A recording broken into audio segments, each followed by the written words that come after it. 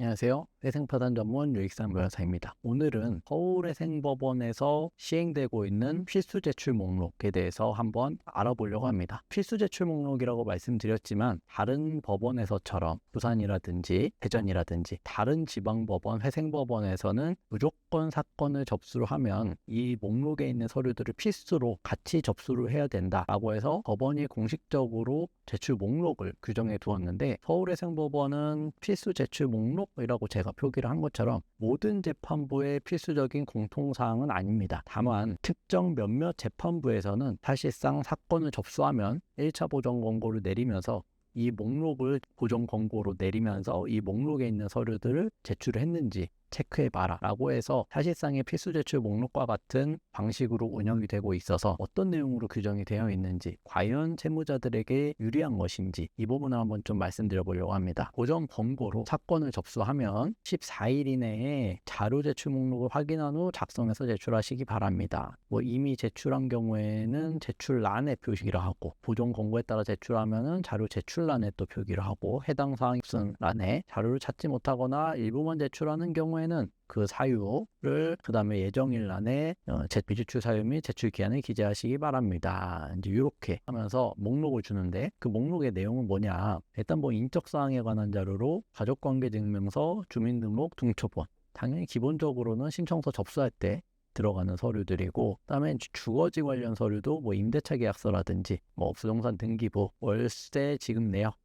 무상거주 확인서 이제 이런 내역들 당연히 기본적으로 제출되는 서류들이고, 최근 5년 이내에 주소 변동 사항에 관한 서류들. 그래서 여기까지는 특별한 내용은 없고, 그 다음에 채권자 목록에 관한 서류로 부채증명서, 차용증, 공정증서, 판결문, 금융거래 내역 이런 서류들을 제출하라는 것이고, 신용정보 조회서라든지 개인 채권자에 관한 서류라고 해서 특별히 추가적으로 제출하라는 것은 여기까지는 보이지 않고, 기본적으로 제대로 사건 처리라는 사무실이라면은 신청 당시에 다 갖춰져 가는 서류들이 나열되어 있다라고 볼 수 있겠습니다. 다만 이제 여기가 조금 핵심적인 부분일 것 같은데, 최근 1년간 대출금, 예금, 신용카드 사용 내역에 대해서 제출해서 정리하라는 것인데, 과거에도 1차 보정 사례들을 살펴보면서 최근 대출은 1년으로 볼 거냐 2년으로 볼 거냐, 대출금이나 통장 거래 내역, 카드 사용 내역 같은 경우도 금액 상한을 100만 원으로 볼 거냐, 50만 원으로 할 거냐, 30만 원으로 할 거냐, 기준들이 재판부별로 제각기 다르다. 근데 기본적으로 채무자 친화적으로 완화해서 살펴보는 재판부나 법원 같은 경우에는 기본적으로 1년에 100만 원 이상 사용 내역을 정리하라 라고 하는데, 채무자에게 조금 더 빡빡하고 타이트하게 살펴보는 재판부 같은 경우에는 그 금액의 상한을, 그 금액의 50만 원 아니면 30만 원 이상 사용하는 금액에 대해서 소명해봐라, 이제 이렇게 나온다고 여러 차례 이제 저희가 예시를 살펴봤는데, 여기는 1년으로 본 거는 채무자에게 유리한 방향으로 가는 거다라고 볼 수 있겠지만, 아쉬운 부분은 이 부분이겠죠. 50만 원 이상의 사용 내역, 금융거래 내역을 50만 원 이상에 대해서는 소명해봐라. 100만 원 이상이라고 했으면 60만 원, 70만 원 사용한 금액들에 대해서는 별도의 소명이 필요하지 않겠지만, 50만 원으로 금액을 설정해버렸기 때문에 60만 원, 70만 원, 80만 원 사용하신 거에 대해서도 내역을 이제 밝혀야 되는 상황인 겁니다. 그 다음에 신용카드도 1년으로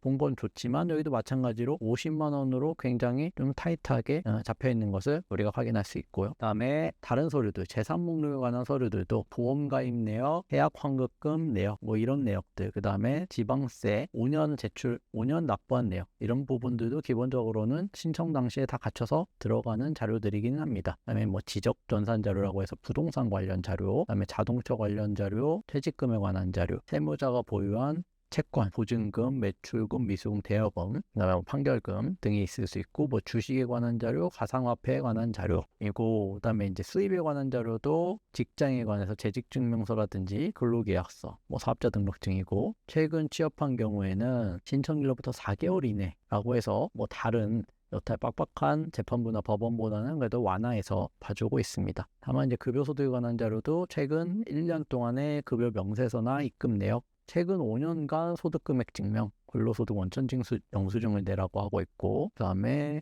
이제 기타 수입이나 세무서 발행 사실증명, 그 다음에 1년 이내 폐업한 경우에는 사업장에 관한 자료도 내도록 되어 있습니다. 그래서 이제 특징적으로 살펴보면 수입에 관한 자료들 중에서는 최근 5년 동안 소득을 전부 다 정리해서 내봐라 라는 것이고, 이거를 기반으로 해서 최근 5년 내에 소득이 급감한 경우라거나 소득 변동이 상당한 경우에는 조건부 인가 나올성이 상당히 좀 높겠구나 라는 걸 우리가 간접적으로 추정할 수 있겠죠. 그리고 뭐 부양가족 및 추가 생계비 관련해서는 미성년 자녀를 이제 부양가족으로 넣기 위해서는 배우자와의 공동부양이 원칙이니까 배우자님의 소득을 이제 별도로 확인을 해서 배우자님의 소득이 없다라고 한다면은 채무자의 부양가족으로 미성년 자녀를 전적으로 이제 포함시킬 수 있겠죠. 만약에 소득 격차가 30% 이내다라고 하면 이제 반만 부양가족으로 포함할 수 있기 때문에 그 내역을 확인하려는 자료들을 이렇게 내보라 라고 하는 걸로 알 수 있겠습니다. 그리고 뭐 부모님이